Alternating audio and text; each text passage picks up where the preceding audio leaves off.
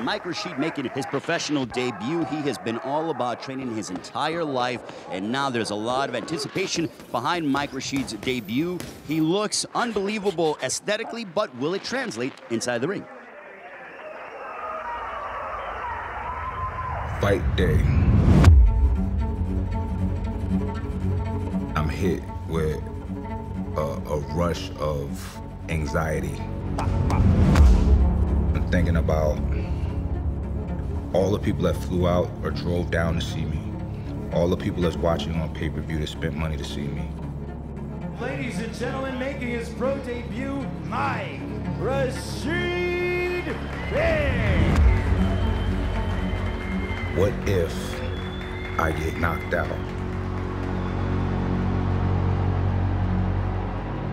Why the fuck are you doing this? I come out, get into the ring. Obey the commands at all times, protect yourselves at all times. When I call for the break, give me the clean break. Touch gloves, let's go to work. Touch them up. Beautiful. Everything starts to get quieter and quieter and quieter. I can't see anybody outside of this ring except for a man in the other corner. Let's go.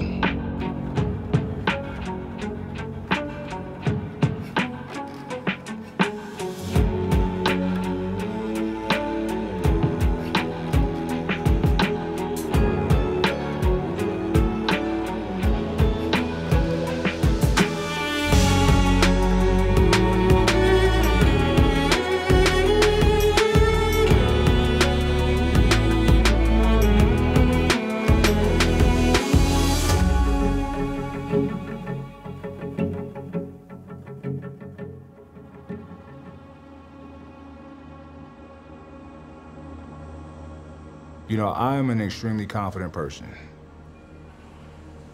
I'm a fighter, you know.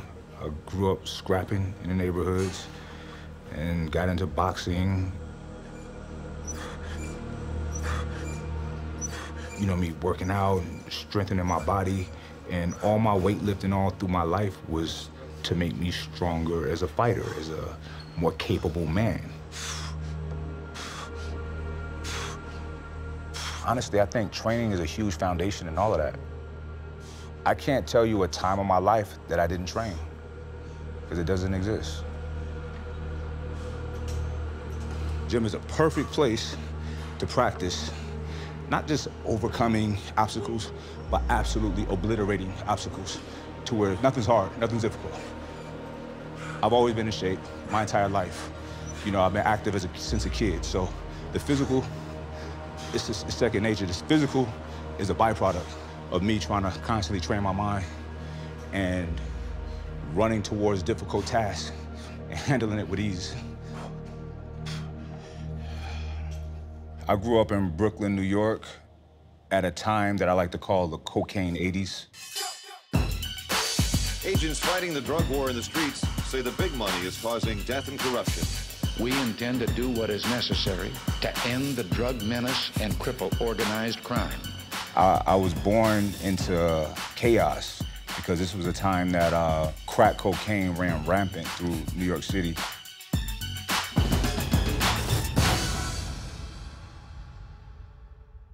My mother, she was a single mother at the time. Her and my father weren't together.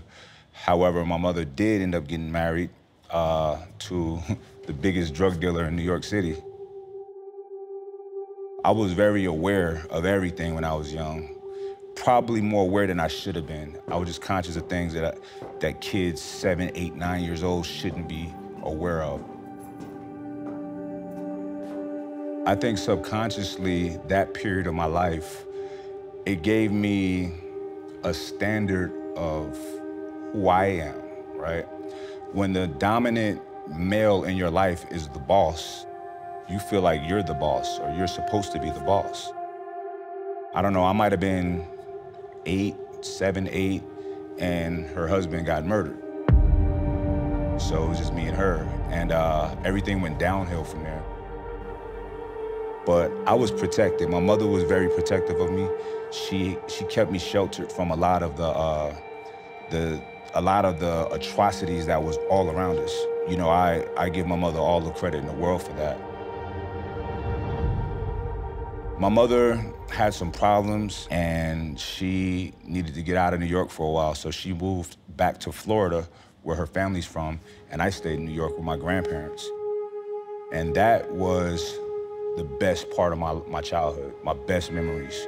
My grandfather, I mean, that was my best friend. He introduced me to boxing. Like, we used to watch Friday night fights.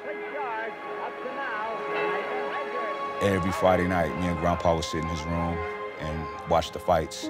And that just got me really into it. My father, you know, he had his issues that he had to work out, and he was living in Arizona. We would communicate a lot. We talked on the phone a lot, and my father sent me a pair of boxing gloves, just one pair. So I used to take them outside and box with kids. I would like keep the right glove and give them the left glove and just be banging everybody up, bow, bow, bow. I started getting a little older. Then I moved to Arizona to live with my dad. I feel like it was a good transition from my mother nurturing me and giving me that love that a man can't really provide. And my grandparents just gave me so much love. And then my father came in and he started teaching me how to be a man. I was in Arizona, he was still in Brooklyn, and I sent him the gloves. And I think that's what got him interested. The sweet signs, that's what we call it, the sweet signs.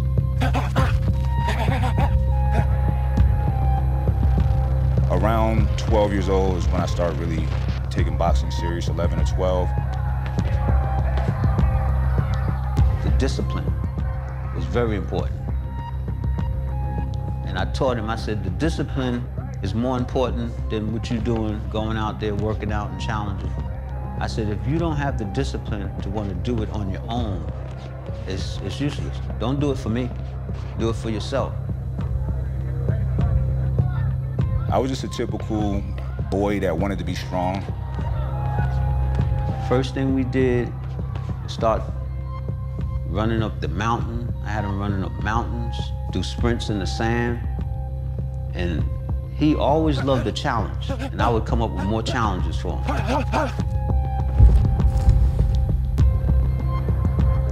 I was thin, I was a small kid, so it was even more pressure on me mentally to be strong. You know, if I can do 50 push-ups today, tomorrow I gotta be able to do 51, 52. So I always gauged my performance to be better.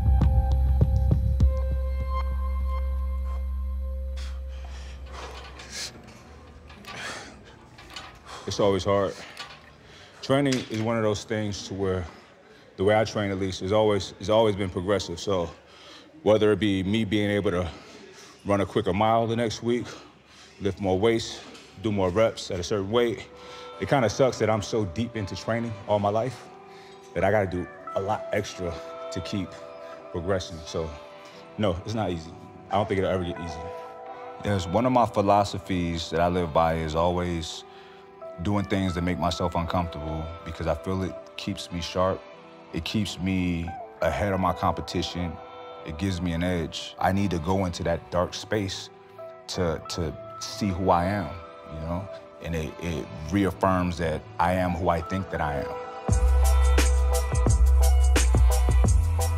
In 2000, when I stopped fighting, you know, just trying to find my way.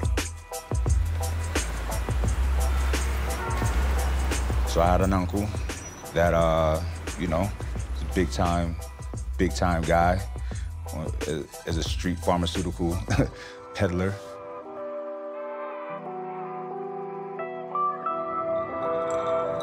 So I used to help him out, you know, just do little things for him. And then I told him, you know, I figured out his game, and I'm like, he's making that much money and it's that easy? I'm gonna do this. So with the money I was making from him, I just started saving and saving and saving, and until I had enough to buy my own stuff and ship it out and start my own business. I've never seen any parallels between my mother's husband and myself, because Maybe because I had such little involvement with him, my decisions were based on me being the risk taker that I am. When I was really making all of that money, I wasn't happy and I wasn't comfortable. And I kind of justified my actions by the fact that I was taking care of certain people and trying to do the right thing with the money. But at the end of the day, wrong is wrong. And one night, I come home, someone breaks into my house, my home. I hop out the car, have my gun behind my back. And I'm like, hey, can I help you? And he says, can I help you? I said, what are you doing? He says, my dad lives here. I said, is that right? He said, what's behind your back? And then I came around and he ran into my house.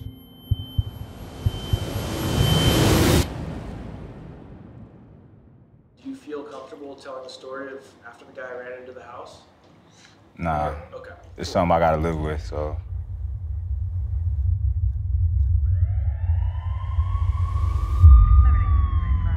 The police came and it seemed like everything was fine. So they started asking me questions and I'm answering everything honestly. Did he charge you? I'm like, nah, when he saw my pistol, he ran. He had his gun with him, right? I don't know, I didn't see it. He shook his head and said, any of my guys would have did the same thing you did. But in the state of Arizona, you gotta match force with force. You have the right to remain silent. In hindsight, he was trying to help me, and I wasn't answering properly. I was answering truthfully, but, you know. And then 10 days later, they dropped the case. And then about a year later, my ex and I were out celebrating a friend's birthday. You know, I got jumped, but I handled myself properly. Knocked one of them out, the other one ran. Next thing I know, my door fly open and people are grabbing me out of my car. And I had my pistol. I said, get out of here, leave me alone, whatever. And closed the door and got out of there. All of a sudden, bam, I got another charge. They profiled me and they were pretty accurate at the time of being a bad guy. People I was affiliated with, and why does he have this money? He's not employed, and this, that, and the third. So I hired an attorney and started trying to fight the case, and it was not looking good at all. Make a long story short, I said, you know what? I'm out of here. I ran. I absconded from justice.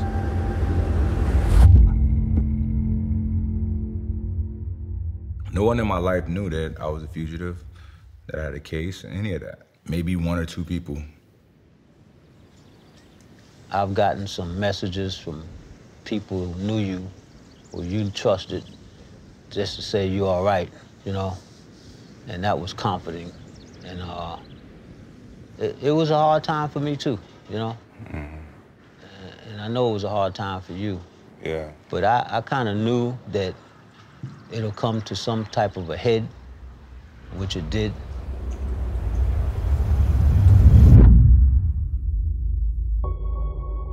To carry around a secret that big was literally the equivalent of walking around with a dark cloud every day. It kind of killed some of the enthusiasm and joy that I used to have. At my lowest point, I had no money.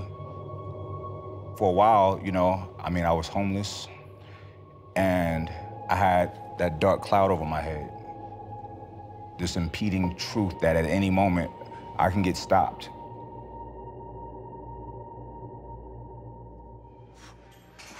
I'm gonna just put this little jewel out there for anybody who care to listen. I started building my first business in this world when I was homeless, without any help, with money that I was making, saving from my 9 to 5, not making much, you know? But I made it happen. I would not succumb to my circumstance at that time. YouTube, everything all came out of a space. I was homeless. Nobody knows that. All right, today I'm going for 3 minutes straight, non-stop punching on the heavy bag. I was the crazy dude making plans for my future when the future was bleak. Hey, what's going on, everybody? Checking in with you from Metro Flex. We're training chest. I built 2 of my businesses as a fugitive. I just released a whole line of supplements. Yo, what's going on, everybody? I'm 1 day out at WBFF Worlds. Look, when you're lifting, you go till you can't go no more. You make the weight difficult and you get as many reps as you can. When you feel it burning, then that's when it's really tearing into the muscles. That's when it's starting to work. Guys, man, these excuses kill me. You have excuses in the gym, you're gonna have excuses everywhere. You're gonna have problems in life. So, message I wanna give to my son, basically, whatever you wanna do in life, you do it. My only request is that whatever you choose to do is helpful to people, is beneficial to society. I've realized how easy things leave you when you obtain them the wrong way. So I was steadfast on obtaining as much as I can the right way. Nobody's taking that. No one's taking it. So back in 2013, this is at Metro Flex Long Beach. If you notice, you'll see our gym is covered with graffiti, with artwork, urban artwork. This was our first piece right here. At the time, I was a co-owner of the gym. We love Long Beach. We are Long Beach. I still had these unresolved issues that nobody knew about. So I was always on alert. I never knew when it was the day that they was gonna come get me. And keep in mind, this is when I've already built a growing empire in a positive space. So a guy walks into the gym, he just was out of place. He didn't fit. So I spoke to him. He got very uncomfortable when I spoke to him. He was like nervous. I was like, that's weird. So about 3 minutes later, here they come, the cavalry, the boys, the US Marshals. Even though the outcome could have been bleak, I was relieved when they came. 6 years is a long time of obsessing with a certain thought, because today could be the last. I wanted to thank the guy, as weird as that sounds. The first thing he said is, you're a very motivational person and you do a lot of good for a lot of people. Just get this behind you and move on with your life. And I said, thank you. But in my head, I'm like, get this behind me. I'm about to be in prison. They had me in there with the worst of the worst. It was literally the personification of what you think hell is. I was in there with the people that society doesn't know exist, people that nobody cares about. Well, you know, it affected the family. You know, we was drastically affected because, you know, we was always in touch, close proximity to you. But I know that was a difficult time in your life because me and your mom used to be up at night worrying, but, you know, like most parents would, you know, but I also comforted her to let her know that you're a survivor. You'll handle it. They had me in the max security with no concept of time. It can drive you insane. And my mind was, okay, I'm here. Now, let me figure this out. Let me figure everything out. I'm a survivor, and I make the best out of every situation. I wasn't gonna let this situation conquer me. I knew that me being there, it was a lesson, it was a reason. And I don't think people are born good or evil, but your conditions can shape you into be one or the other. And of course, the majority of what's shaped in a place like prison is evil, is darkness, is anger, is bad. It's a scary place. You know, I was a target because I appeared to be the most formidable guy. When something pops off, everybody's gonna try to jump me, you know what I'm saying? That's how it works. So people automatically try to give me some leadership positions. And I was like, no thanks, I'm not here for that. All my friends, I'm usually like the dad, you know what I mean? I'm always on everybody about everything. And sometimes I have to pull back because I feel like I'm being a little bit too much. And that's probably because I had my dad on me like that. I would be talking to guys when they're about to get ready to go to war, and I'm like, you really want to fight? I know people that went in for petty crimes, ended up doing 7, 8, 9 years. They kept getting into fights. I mitigated a lot of the violence in there, and I talked sense into a lot of people, and they'd be like, I never even thought of it like that. If I would have went in there like a tough guy, everybody's gonna test me. If I would have been in there timid and weak, everybody's gonna take advantage of me. So it's a fine line you gotta walk. And I feel like that line is pretty consistent with regular life.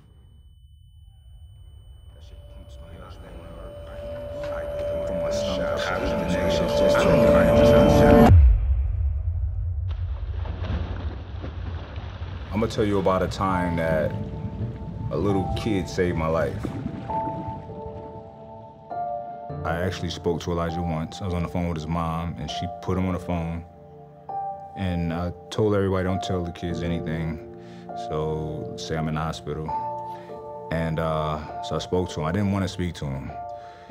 And he's like, Dad, can you secure your leg so you can come to my birthday party? Man, just got me right here, bro. Just tears just start streaming.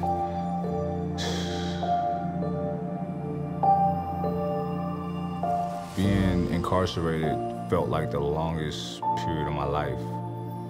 I mean, ultimately, you have no choice but to adapt. I mean, there's no alternative. But a survival mechanism is hope.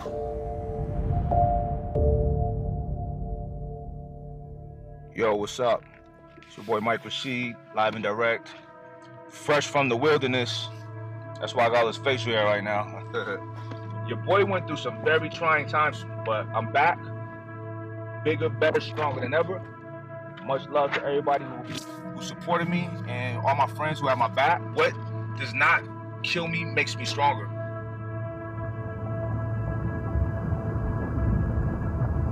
I got out of jail because I was given a bond, like $500,000 or something like that. It was relief on our part because we knew we could get him back home. And they brought him back home. And then from there, we worked on his case. My initial meeting with my lawyer was very comforting. What it felt like was, after school, I gotta fight somebody that's bigger and tougher than me, and my big brother was there to help me. That's what it felt like. I wasn't alone. The defense team and the prosecution team are always meeting to try to come up with a deal, with some kind of meeting middle ground, right? To where both sides are happy. They go back and forth, and I remember one time, the first case, the prosecutor offered him, no jail, probation, and my lawyer slid the paper off the table and walked out. I'm like, are you crazy? Like, let's do that, you know what I mean? He's like, no, I'm gonna make them work. Every time we had court, the deals would get better and better. They finally came to a deal that I was okay with, and it was, just 3 years of probation and anger management class. I said, I'll do it. The only bad thing about the plea is you're admitting to guilt.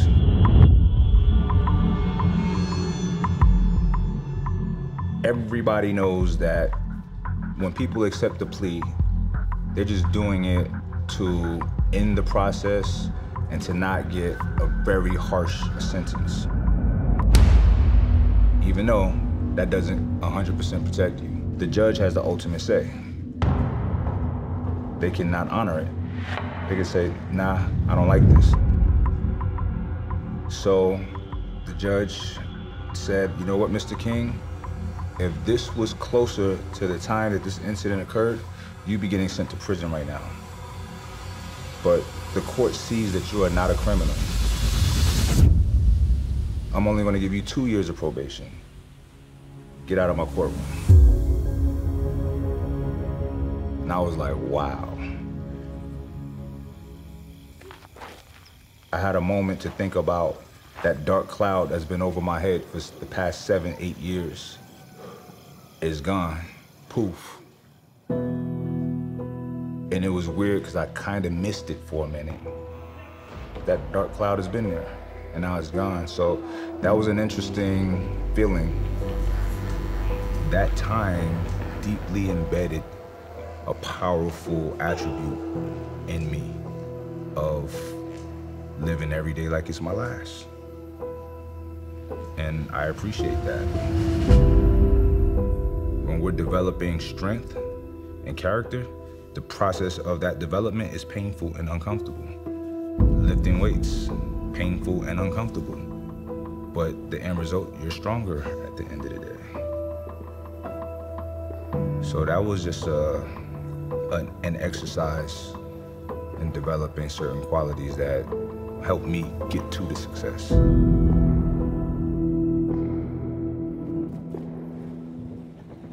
All right, this is Q&A time. The first question, how do you personally deal with negativity, failure, stress, etc.?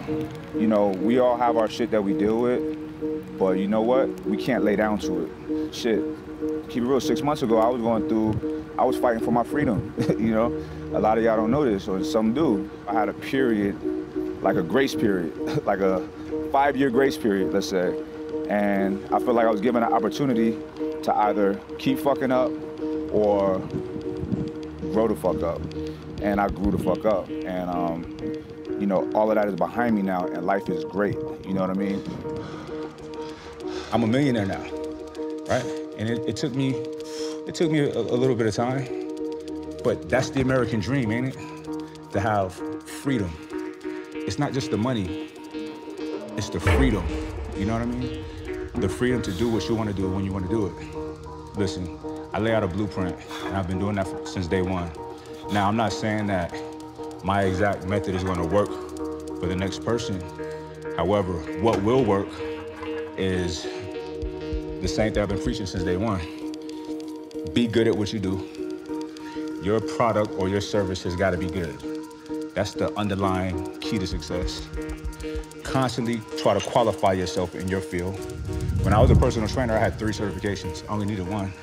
What else? And be super fucking consistent. Consistency is, I mean, there's people who are not super talented that are super consistent and have discipline, and they good. They'll excel past talented people who are lazy. So you gotta be consistent and disciplined. My circumstance was fucking shitty. It don't matter. That's why I don't listen to people's excuses. I'm like, okay, yeah, okay, your girlfriend left, okay, whatever. That's the beautiful thing about this country. There's a lot of debate going on about this and that. I don't care about any of that. What I love about America is that anybody can fucking make it. And the shittier your situation is and you get out of it, it's a cooler story, you know? All right. So just lean, just flow, less power. Okay, you're a big dude, the power comes from behind it. Stay in the pocket, when you let go of it, just nice and straight. Boom, boom, boom, right there. And say with a cross at the end. Good, again. What's unique to me as a boxer is this. I started as a boxer first. Then I took this long break from boxing, and then I got deeper into lifting. And I was never the biggest guy, still not, but I always wanted to be the strongest guy. If I can't control my size, I can control how strong I am. Okay. Nice. I never not done some kind of boxing in some capacity. So I got it, I still got it. Nice. I got a question for you. When I said I was gonna take a pro fight, did you think I was really gonna do it, honestly? What convinced me was Elijah. Because you gave him your word you was gonna do it. So Elijah has been training for about 2 years with boxing. He hasn't fought yet, but he has sparred. and it was nerve-wracking. The first kid he sparred, you know, they were the same age, but the kid was shorter than him, and Elijah just beat him up, and I wasn't satisfied with that. See, one thing about my children is they happen to have been born into privilege. I wasn't. I fought growing up, it was rough, it was just different. They don't have that. So he needs adversity. He's gonna find it with this hard training, with sparring, bigger kids, whatever. He needs to get punched in the face. It's hard to say that about your own child, but I want him to experience it and conquer it so he's confident and have no fear. Good, now look, when it's in go time, you go until you can't no more, until you physically can't, till your arm fall off or your hand fall off. That's not gonna happen. All right, people fight with broke hands, broke jaws, all of that. Both people are gonna get tired, but the guy who shows it is at a disadvantage.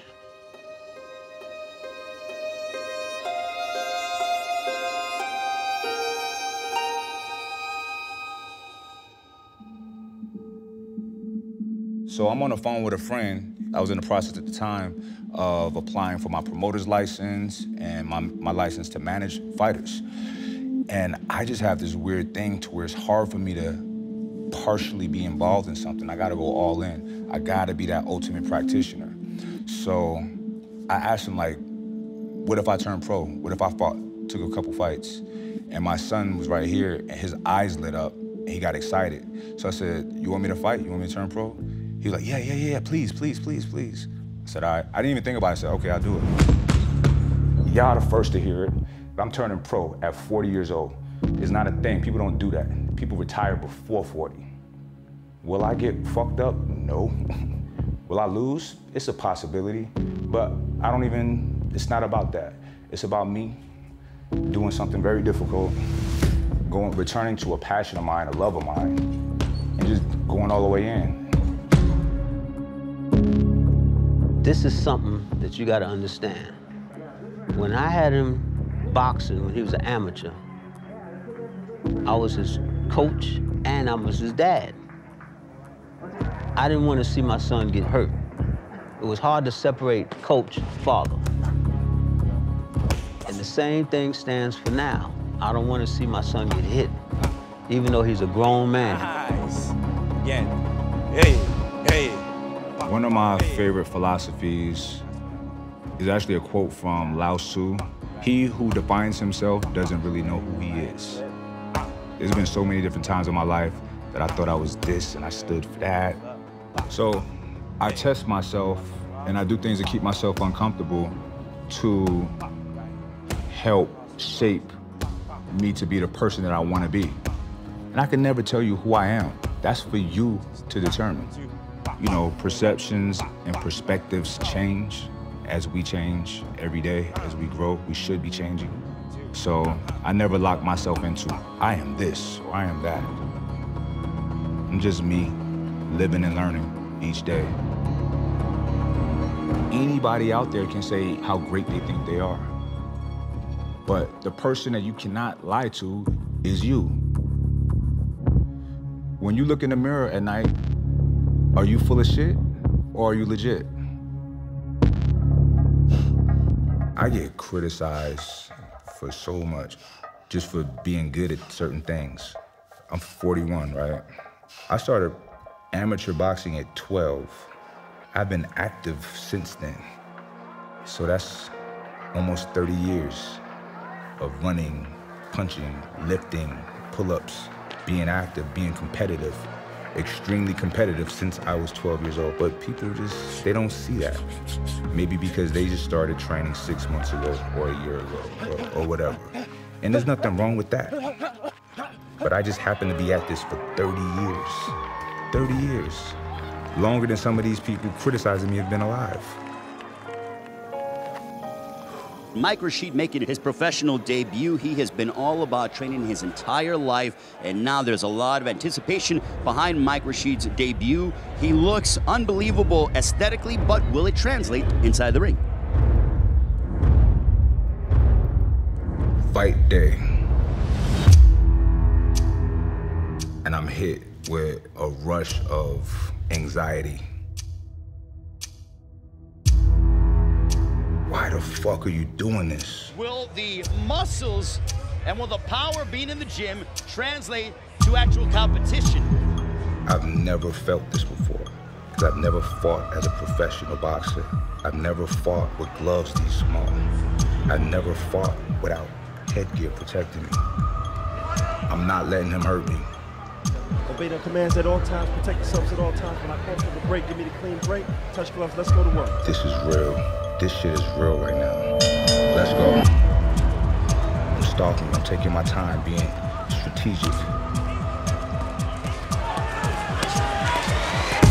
Oh, you hit me with a hard right? Okay, it's over for you.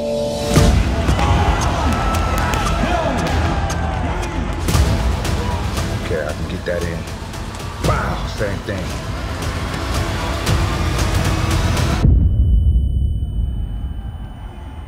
Right hand right over the top and it's over.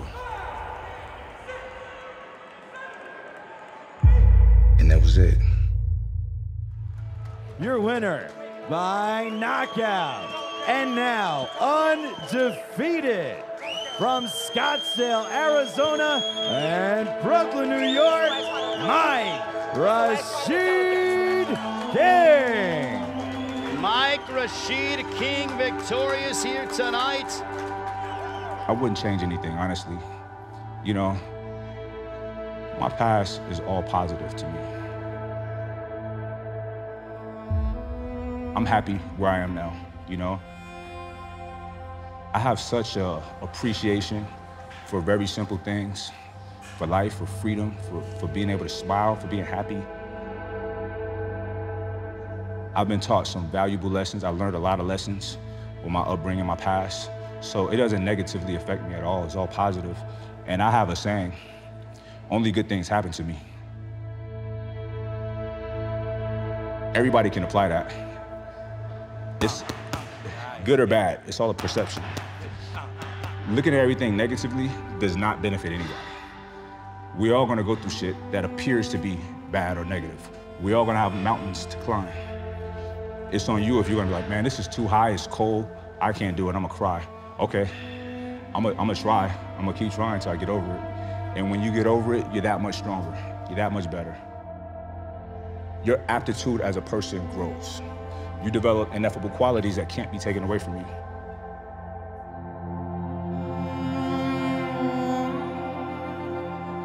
The winner of wars is who write history, you know? So us going to battle every day, taking on tasks, conquering them, we write that history. I am constantly writing my book. You know, it's a big book. The book ain't finished until we close the casket. And I do this for my kids. I go all out for my kids. So their kids can be like, my grandpa was a beast. I want them to be proud of me, you know? And it's legacy.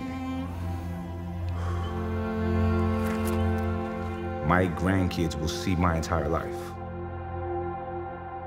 So I gotta put on a hell of a show.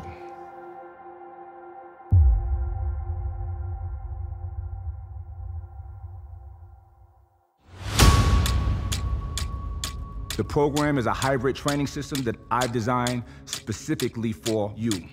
This will change your life, but you gotta sign up to find out how.